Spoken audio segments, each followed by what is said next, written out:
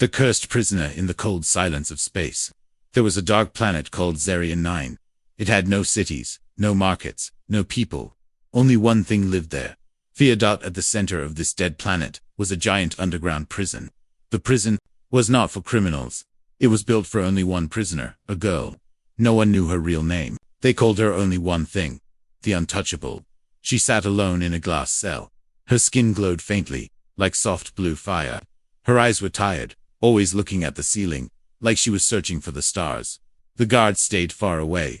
Even the robots who cleaned the cell never went inside, because everyone knew what happened when someone touched her. They turned to dust. There were records, videos. A soldier walks into the cell. He speaks kindly to her, reaches out his hand, and then ... Dust, nothing left, not even bones. She didn't scream. She didn't cry. She just watched. Silent, cold, lonely. Her name was Lyra. Years passed. People forgot about her. But the galaxy still whispered about the girl who no one could touch. Some said she was a weapon. Some said she was cursed. Others said she was not a girl at all, but death wearing a face. Then, one day, something changed. Ship crashed near the prison. A small, human ship. The alarms in the prison screamed. Red lights flashed. Guards ran to the control room. A guard asked, "What is a human doing this far out?" His commander frowned. "Doesn't matter. If he survives the crash, we'll take him in. If not, the dust will bury him." But the human didn't die. His name was Eli. He was a traveler, an explorer. His ship was damaged by an asteroid storm, and he had landed on Zarian 9 by mistake. Eli was curious. He had read stories about the prison, about the cursed girl. He had never believed them, but now, standing near the broken fences of the outer wall, he saw the truth. He saw her, the girl in the glass cell. Lyra looked at him. Her eyes widened. It was the first time in years someone had looked at her like that, not with fear, but with wonder. Eli stepped closer. A warning siren blared. "Do not approach. Prisoner is highly dangerous. Contact means death." Eli ignored it. Inside the control room, the guards were shouting, "He's opening the gate. Stop him." Too late. He's inside the cell. Eli walked slowly toward her. Lyra didn't move. Her hands were folded in her lap. He knelt in front of her. "You're real," he said softly. "You're just a girl." Lyra spoke for the first time in years. Her voice was quiet, dry. "You should not be here." "Maybe," Eli smiled. "But I had to see for myself." Then, he did the unthinkable. He reached out his hand. The guard stared at the screen. "He's going to die," one whispered, but he didn't. Lyra gasped. Her hand was in his. Warm, alive. No dust. No death. Her fingers shook. "Why? Why are you not turning to dust?" Eli looked at their hands, then at her. "I don't know," he said. "But I think someone lied to you." The prison went into full lockdown. Guards ran to the cell. Weapons ready. Orders shouted. "Grab the human. Kill the girl if needed." Lyra stood for the first time in years. Her body shook, not with fear, but with hope. Eli pulled her behind him. "We're getting out of here," he said. She asked. "I don't know," he smiled. "But I'm not leaving you here." Alarms screamed louder. Red lights flashed. Guards approached. The camera feed went dark, and across the galaxy. In the deep shadows of power and secrets, someone opened their eyes. "The girl has awakened," they whispered. And a human touched her. Smoke filled the prison halls. Sirens wailed like dying animals. The red emergency lights flashed in sharp pulses, painting the cold metal walls like a battlefield. Footsteps echoed through the corridors, as guards shouted orders and searched for the escapees. But Eli and Lyra were already gone. They moved quickly, through a maintenance tunnel, guided by the map Eli had seen during the chaos. Lyra ran beside him, silent but alert. Her long silver hair flowed behind her, and her glowing skin lit the path like a soft torch. Every few seconds, Eli glanced back, half expecting her to disappear or burn him with her touch. But she didn't. She was real. She was still holding his hand. Lyra had no words. Her heart pounded in her chest, a feeling she had nearly forgotten. After so many years of silence, pain, and fear, the human had done something no one else dared to do. He had touched her and lived. They reached a small hangar where old transport ships were kept. Most were broken or sealed, but one tiny scout ship still had power. Eli jumped inside and started flipping switches. Lyra stood outside, staring at the stars through the open roof. I used to dream about them, she said softly. Eli looked up, the stars. She nodded. I thought if I looked long enough, maybe they'd carry me away, he smiled. Today, they will. The ship roared to life, shaking dust from its rusted frame. Lyra stepped inside slowly, as if afraid the dream might break. The doors closed. The engines screamed, and within seconds, they were lifting off. From the control room far below, guards watched helplessly as the small craft escaped into the dark sky. In space, everything was quiet. The stars seemed to welcome them like old friends. Lyra sat near the window, her face calm, but her hands clenched in her lap. Eli glanced at her, then handed her a blanket from the emergency kit. You cold? He asked. No, she said, surprised. Just not used to kindness. Eli nodded, understanding more than he showed. You don't have to explain anything, but I do have questions. Lyra looked at him, her eyes glowing like twin moons. You want to know why I didn't kill you? No, he said gently. I want to know who told you that you would. She looked away. Everyone. Eli leaned back in the pilot seat. I've heard of lies. But this is something else. They said I was dangerous, she whispered. They said I was born with a curse. My parents gave me away to the Empire when I was 5. The scientists tested me, remember the pain and the fear in their eyes. People came. They tried to touch me. They all turned to dust, so they locked me away. But you never saw it yourself? Eli asked. She shook her head. Only the screams, the smoke, the ashes. Eli frowned. And you believed them? I had no choice, she said, voice shaking. They showed me videos. They told me I was a weapon. I started to believe I was poison. Eli looked out at the stars, thinking, maybe someone wanted you to believe that. Maybe you weren't. The curse. Maybe you were the cure. And that scared them. Silence followed. Only the soft hum of the ship filled the space between them. After a while, Lyra asked, why are you helping me? Eli smiled. Because you were alone. And I've been alone too. They landed on a quiet moon, covered in blue mist and sharp mountains. It had no cities, no people, just peace. Eli set up a small shelter using the ship's supplies. Lyra helped him, unsure at first, but slowly learning to trust her hands again. That night, they sat by a heater, sharing dry food and old stories. Eli told her about Earth, about oceans, music, trees, and dogs. Lyra listened like a child hearing fairy tales. She laughed once, and Eli almost dropped his food. It was the first time he had heard her laugh. It sounded like wind through crystals. But peace never lasts long. Far away, in the shadowed depths of a command ship orbiting a red star, a figure in black armor watched a screen. Sir, said a soldier beside him, the girl has escaped. With a human. The armored figure didn't blink. I want them found. And this time, no survivors. Back on the moon, Lyra stood under the stars again. Do you still think someone lied to me? She asked Eli. He stepped beside her, looked up, and said, no doubt. And we're going to find out why. As she looked at the stars, she felt something strange for the first time in years. Hope. The moon was quiet, but not silent. Beneath its blue mist, soft winds moved across the rocks, like whispers carrying secrets.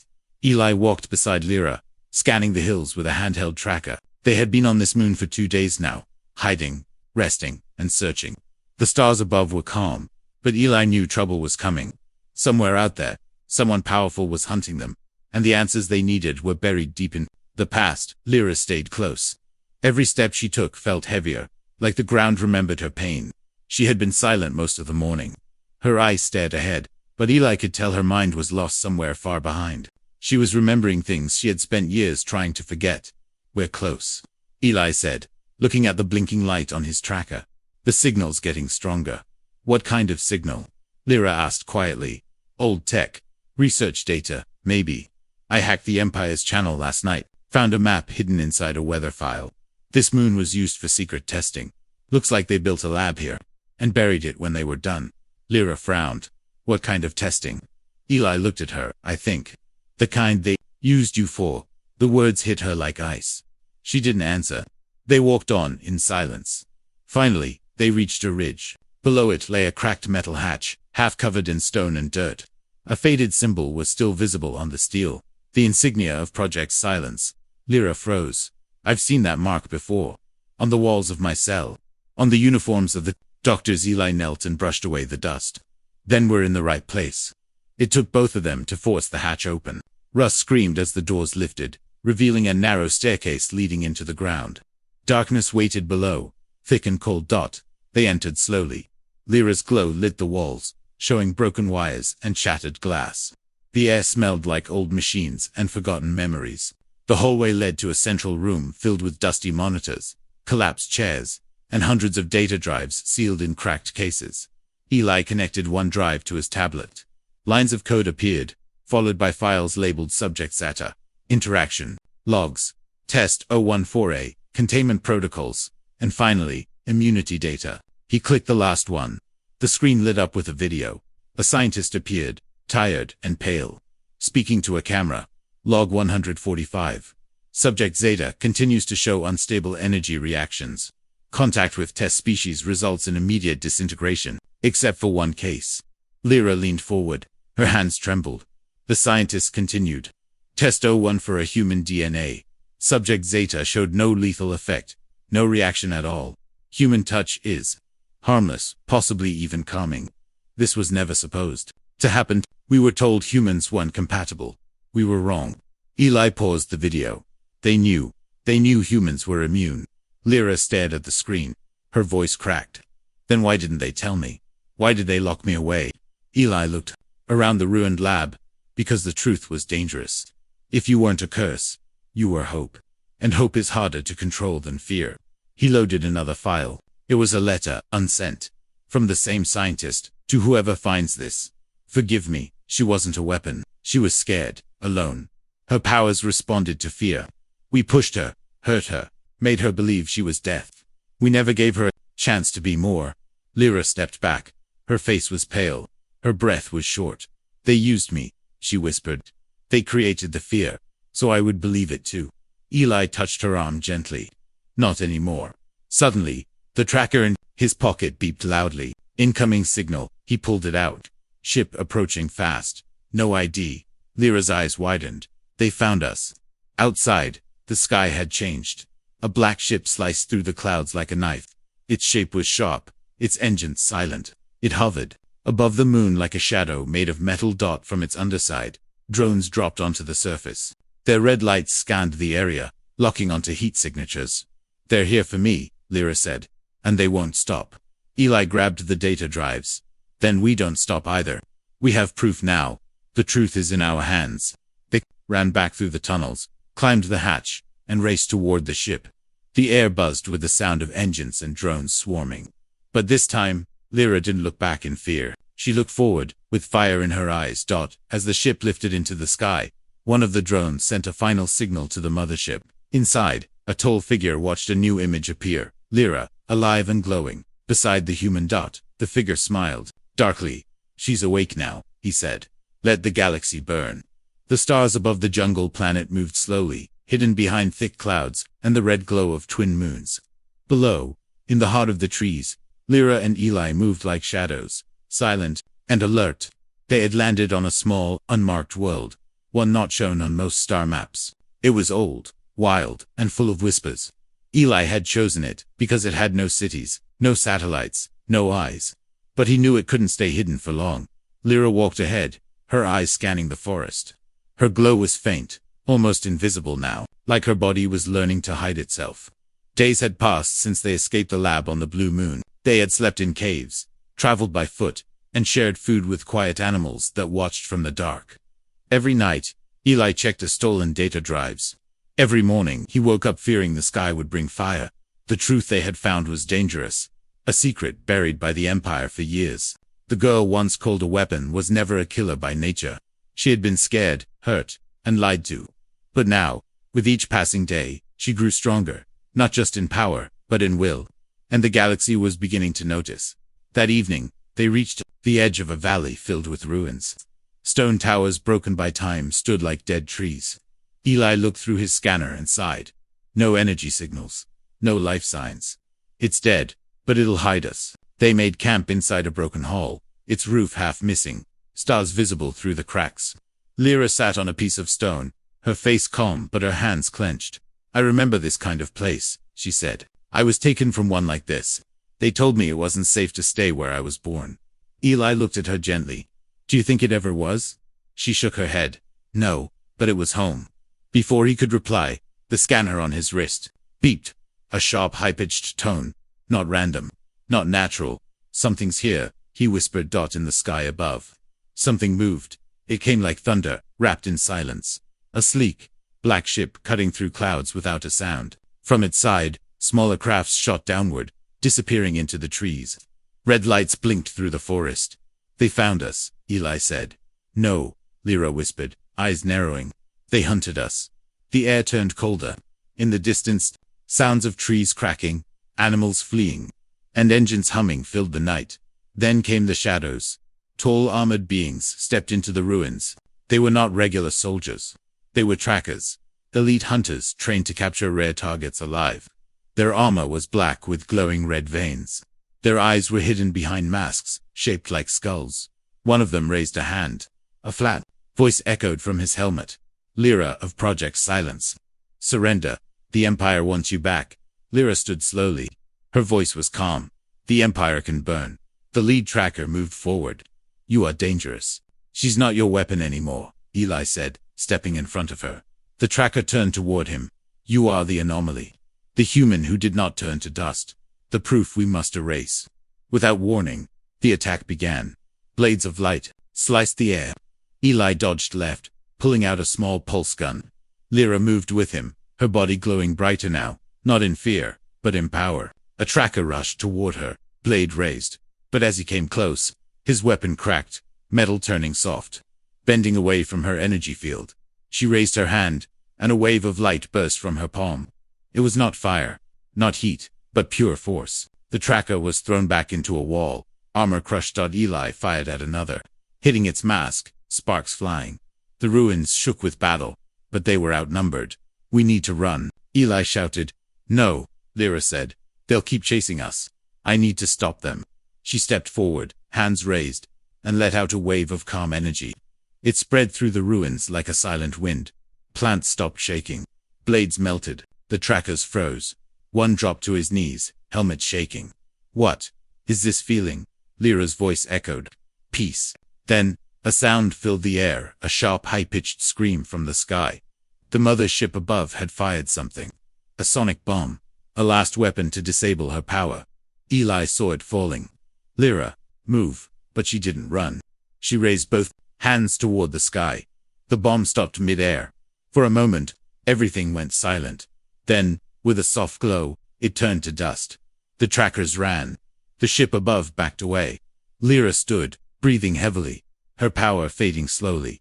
Eli walked to her, eyes wide. You stopped a bomb. She looked at her hands. I didn't destroy it. I changed it. Eli smiled. Then maybe you're not a curse. Maybe you're evolution. Above, the stars blinked quietly, and somewhere, someone was watching, more afraid than ever. The jungle ruins were behind them now, fading into the blue horizon as Eli's ship rose into the sky once more. Inside the cockpit, silence filled the space between Lyra and Eli, heavier than any words. Her hands rested in her lap, still glowing faintly, but she was no longer watching the stars. Her eyes stared at the floor, searching for answers that refused to come. They had fought hunters, dodged death, and uncovered secrets, but the biggest question still remained. What was she? And why had she been created in the first place? Eli flew the ship toward a set of coordinates he had found hidden in the last data drive. A location marked simply as Core Lab Zeta Origin. It wasn't on any map. The Empire had erased it, but it was still out there, buried deep inside a dead asteroid floating in the edge of the system. We're close, Eli said softly. Lyra didn't respond. He glanced at her. You don't have to go in. I can search it alone. She shook her head slowly. I have to know. The asteroid appeared ahead, black, cracked, and hollow, like something ancient had taken a bite out of it. The ship landed inside a hidden port tunnel, long unused and covered in dust. Lights flickered weakly as they stepped out. The air smelled stale, like forgotten time. They moved through long halls made of silver metal, deeper and deeper, until they reached a heavy door.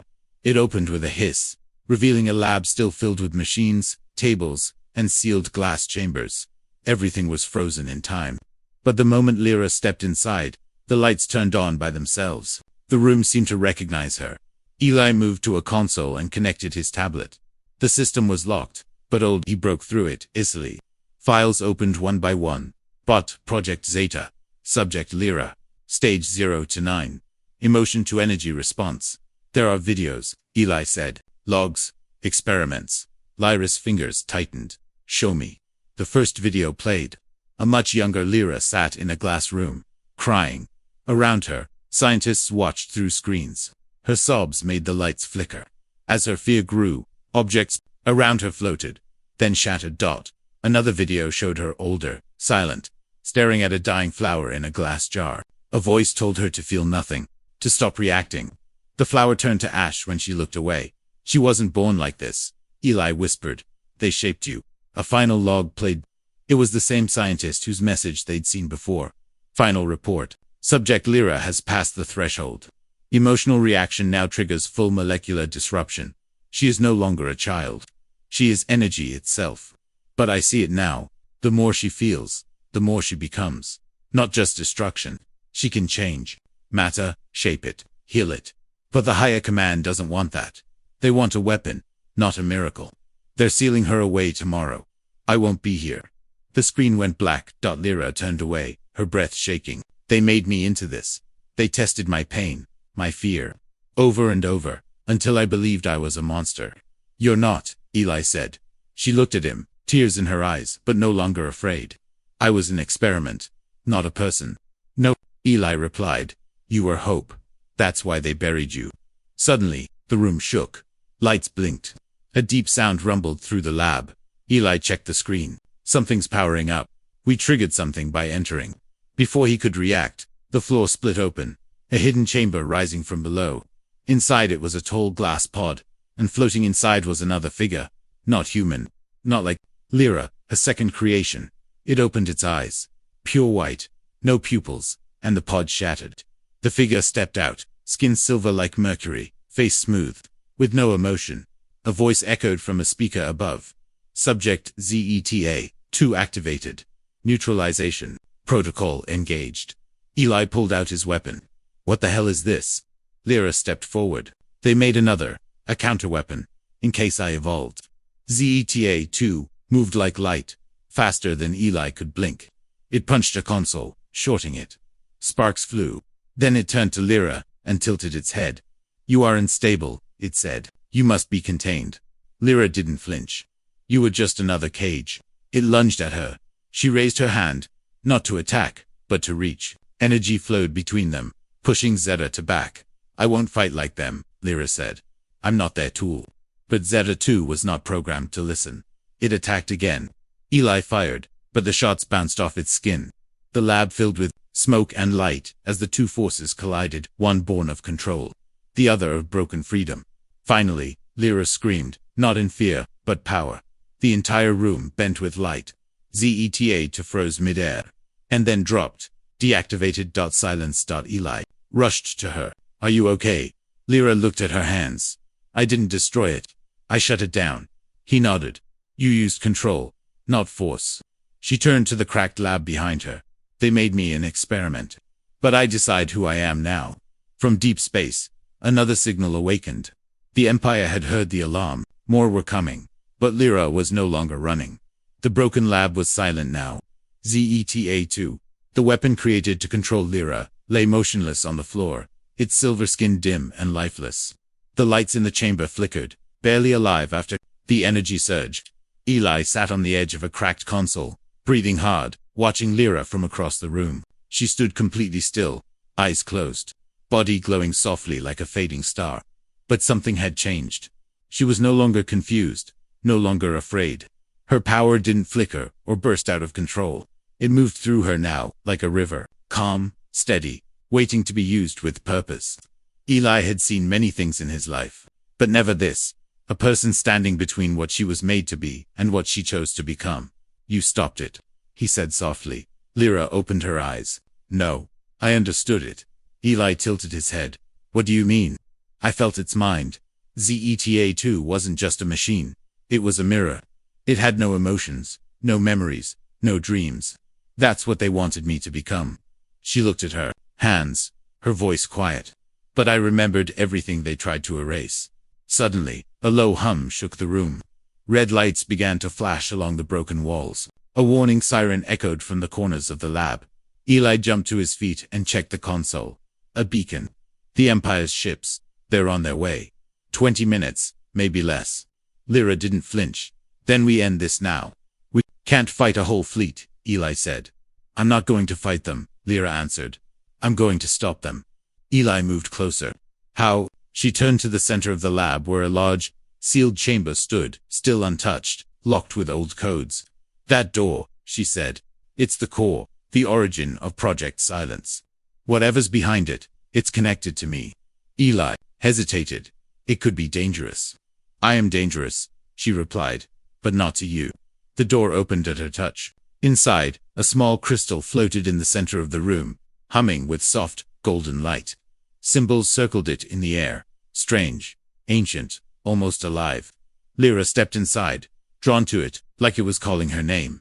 Eli followed slowly. What is that? Lyra whispered. I think it's the source of the mutation. It's not human. Not from Earth. Not even from this galaxy. Eli stared at it. Alien technology. No, she said. Alien life. A living code. A mind without a body. They found it. They tried to control it. But it needed someone who could feel, not follow. The crystal pulsed, and Lyra's body lifted gently into the air. Her eyes glowed white. Memories not her own flashed in her mind. Stars being born. Worlds rising and falling. Voices speaking without words. She saw everything. Eli stepped forward, afraid. Lyra, are you okay? Her voice echoed, layered with something deeper. I am not just Lyra anymore. I am the memory of 1,000 lives. The energy they tried to cage. Now awake. The base shook harder. Outside, the first of the Empire's ships entered the system, their weapons ready. Eli watched helplessly. We need to leave. Now. Lyra looked down at him, floating, radiant. You can, but I must stay. No, he said. Not alone. I'm not alone, she said, smiling. You gave me back my name. My choice. That's all I ever needed. The crystal melted into her chest, vanishing like light into light. Her feet touched the ground again, calm, balanced. She walked to Eli and touched his hand. Warm, gentle, steady. I'm going to speak to them, she said. Not with words, with energy, with truth. They will feel what I felt. What they tried to bury. Eli shook his head. They'll kill you before they listen. Lyra stepped outside the lab, into the open, under the stars. The Empire's fleet had arrived. Black ships covering the sky, their weapons locked on her position. She raised her hands. Not in fear, not in attack, but in peace. The energy around her grew. Not a blast, not a shield, but a wave of pure emotion. It spread across the atmosphere, like invisible music, touching the minds of everyone in orbit. Pilots stopped mid-command. Generals dropped their weapons. Fear faded, and memory filled the space where violence once waited. And then, silence. The ships powered down. One by one, their engines dimmed. The fleet held its breath. Eli stepped beside her. You did it. No, she said. We did. Above, the sky returned to stillness. The stars blinked like curious eyes, watching a world they had almost lost. Deep inside herself, Lyra felt something settle. The storm inside her heart quieted. She was no longer an experiment, no longer a weapon. The sky above the ancient asteroid was silent. Empire ships floated in space like sleeping giants, their engines cold, their weapons powered down. No shots had been fired, no orders shouted. And yet, everything had changed. On the surface, Lyra stood still, her hands by her side, her body glowing faintly with golden light. Around her, the air shimmered, not with heat, but with something invisible, yet strong understanding. She had not attacked the fleet. She had not begged for mercy. She had shown them something they had never expected, the truth. Inside the Empire's command ship, high-ranking officers stood frozen. They had all felt it. A wave of emotion not their own. Memories that weren't theirs. Fear, pain, loneliness, and then hope. From the youngest pilot to the oldest general, every mind had been touched. One admiral, eyes wide with disbelief, finally spoke. She made us feel her life, he whispered. All of it. And for the first time in years, no one gave an order to shoot. Eli stood beside her, his heart still racing. He had never seen power like this. Not just raw energy, but the power to change hearts without violence. He looked at Lyra, not as the girl once feared across galaxies, but as the person who had changed the rules of an entire system by simply standing tall. "What now?" he asked her quietly. Lyra turned to him, her eyes soft but steady. "Now, we choose what comes next." She stepped forward and activated the last signal on Eli's transmitter, a public channel, open to all systems. Her voice was clear, calm, and echoed across every listening device in space. "My name is Lyra. I was once called a weapon, a curse, a danger to life. I was locked away not because of what I did, but because of what I could become. They were afraid of me, so they built a lie." She paused. "But I am not their weapon. I am not their fear.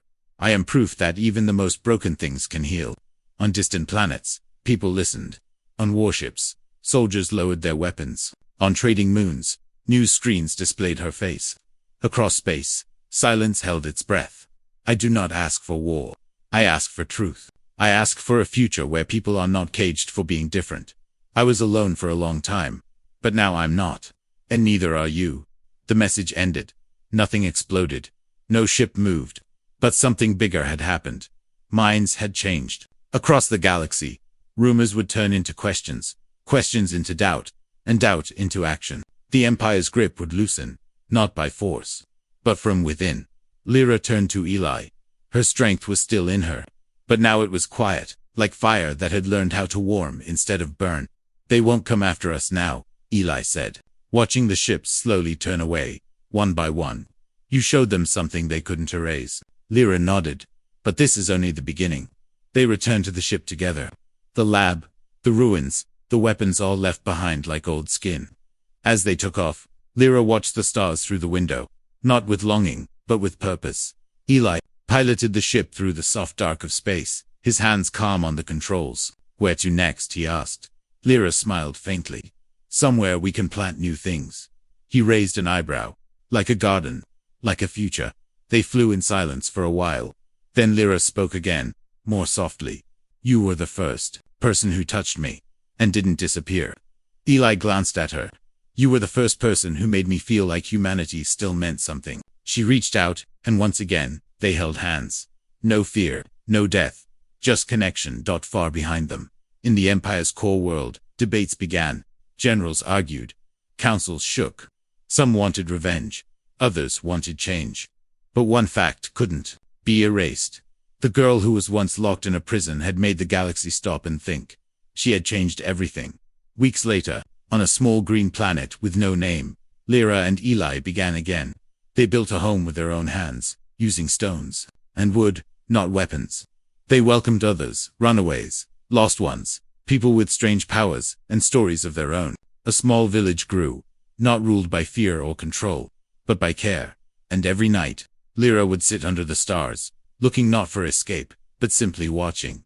One child asked her once, "Is it true that you could turn people into dust?" She smiled and shook her head. "No, but fear could." The child laughed and ran off to play. Lyra sat back, her eyes reflecting the stars. She was no longer the cursed prisoner. She was the light that came after darkness.